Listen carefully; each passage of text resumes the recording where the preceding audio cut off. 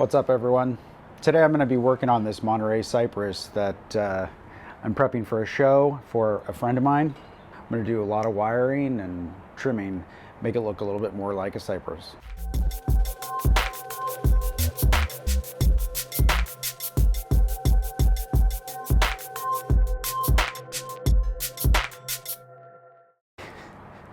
So this is a tree that I started from seed, and for most of its life it's been in the hands of a friend of mine. He has done a really great job of just sort of staying on top of working on the branching and whatnot.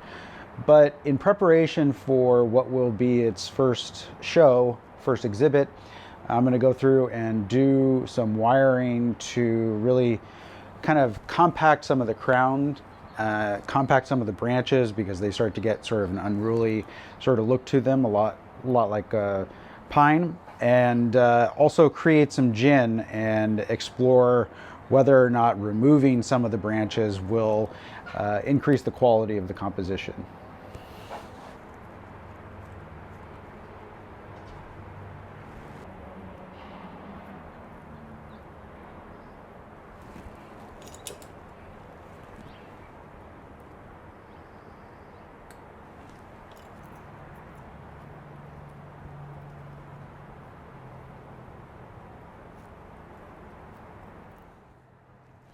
This is essentially a twin trunk design, and so this portion that comes off this branch, which is not a separate trunk technically, but very much imitates the style of Monterey cypress growing in the wild. This comes up and sort of creates the primary branches here on the dominant side of the composition. So it's obviously slanting, it's showing some wind influence, and I've gone ahead and cleaned up this portion of it because this really has to relate to the size of the rest of the tree. And in order for the relation to be right, I need to make sure that I don't have too much or too little in terms of the volume of the foliage here versus the volume of the foliage in the rest of the tree. Now, some of the bigger kind of cuts that I'm considering on this tree are to remove a bunch of the foliage on this side, and there's good depth here, so there's another branch back here, branches here, so I need to kind of consider this carefully to see if it's going to enhance the overall aesthetic of the tree.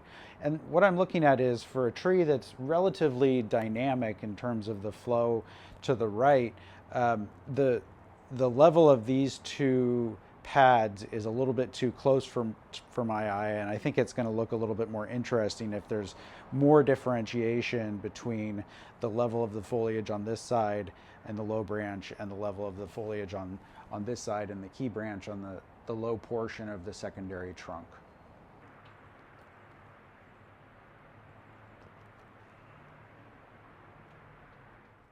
Okay, here we are 5 minutes later and I'm done. Actually, no, it's 2 days later, and it took me the better part of an entire day, actually probably more than 8 hours, somewhere between 8 and 10 hours, to actually wire everything on this. And it's one of the things that I see when I'm working on Monterey cypresses that are approaching show condition, and that is that in order to get the foliage completely arranged, it requires a lot of fine wiring, because the growth habit is not quite as tidy as something like a Kishu or Itoigawa juniper. Even though the texture is very similar, the growing tips are very much more oriented towards elongation. And so even though my friend has been pinching this on a regular basis, it still manages to kind of get itself out of shape. So let's take a look at kind of where we started and where we're at. I already talked a little bit about the sort of secondary trunk aspect that this has, and if I kind of rotate it while I'm talking about it, it should give you guys a better view of it. The key thing here is that because of the relationship between this and this, I completed the work on this first, and even though this is really the apex, the relationship between this and this in this particular composition is really important. And so, you know, the basic techniques here, the basic sort of aesthetics that I'm going for are very thin pads. So I've made separation between each one of the pads to provide some negative space here. And I talked about making more gin and clearing off space. So on this particular side, I did cut off part of this branch, maybe about half the foliage that was here. And then the other thing I did was just move up the foliage that was remaining so that there is a more differentiation between this level and this level. Now, because there's a back branch here, which is actually more on the side, but it provides depth, this differentiation is not quite as dramatic because of this, but I think I elected not to remove this because I think it would leave too much space over here if you completely take that out. And then if you look at the rest of the back branching, this level comes around here at pretty much the same level, but there's two other levels here. So this is slightly higher than this, slightly lower than that. This is slightly lower than this and higher than this. So each one of those pads you can see just slightly as you look through here. And as I go through, what I do is sort of bring down the tops, taking a piece of wire and looping it around particular small little twigs and kind of laying them down to compact the top, and then pull off anything that's dangling down below the level of the bottom of the foliage. And that gives it a much cleaner look. And right now I'm looking at a scrap of wire here that's stuck.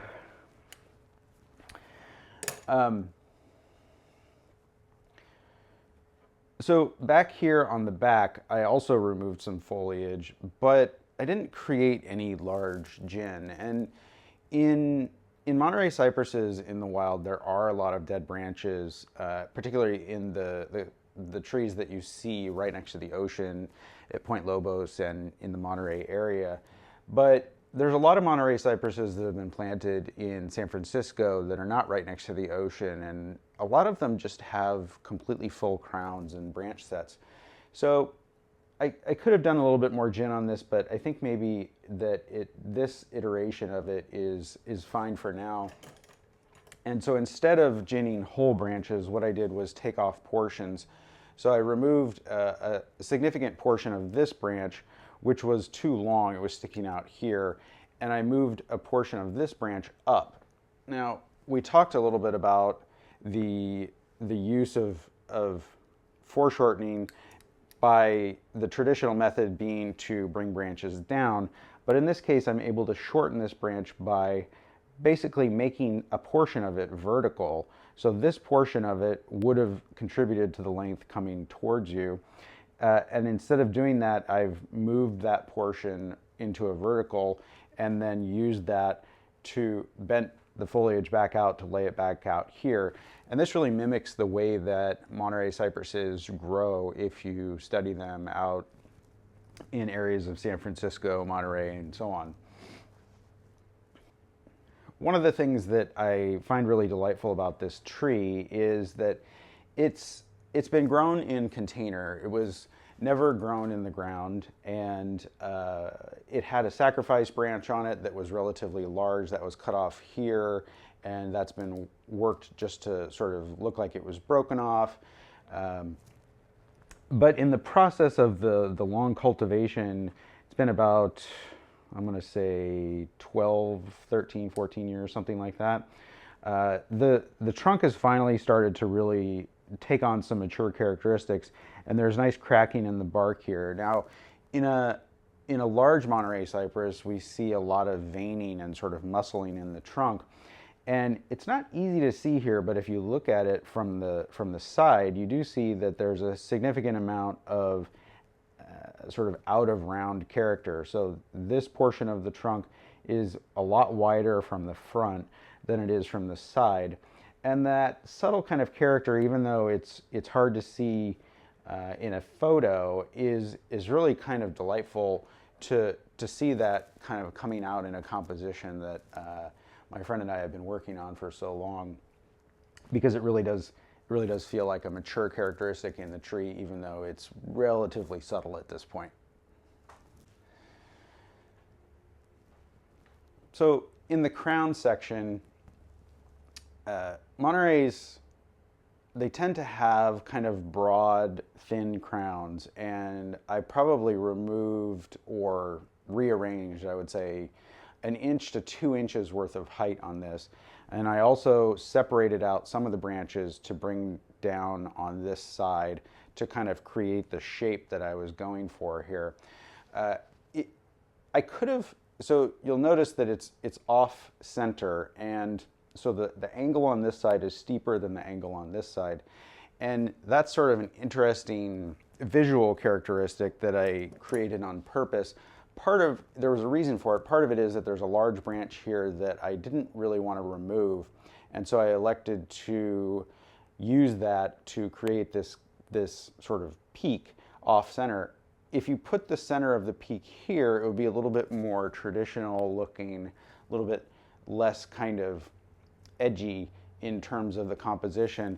But I felt like this, putting the apex, putting the peak of the apex over here, kind of played with this a little bit better than if it had just been centered in this position. And the other thing that I did was with the apex is, with this kind of design, anytime you're working on an apex, there's a lot of branching that you have to kind of arrange and figure out, okay, where does this go? Where does that go? And in earlier work on this tree, the branches that were kind of in the middle of the top here were basically just going straight up. And some of them hadn't even been wired. They're just sort of filling in that space, because from the front, it visually doesn't really show up. And even from the back, it doesn't really show up. It's only if you're kind of looking down at the back of the tree that you're going to see that portion. But in the mature trees, I keep finding pieces of wire that I haven't cut off.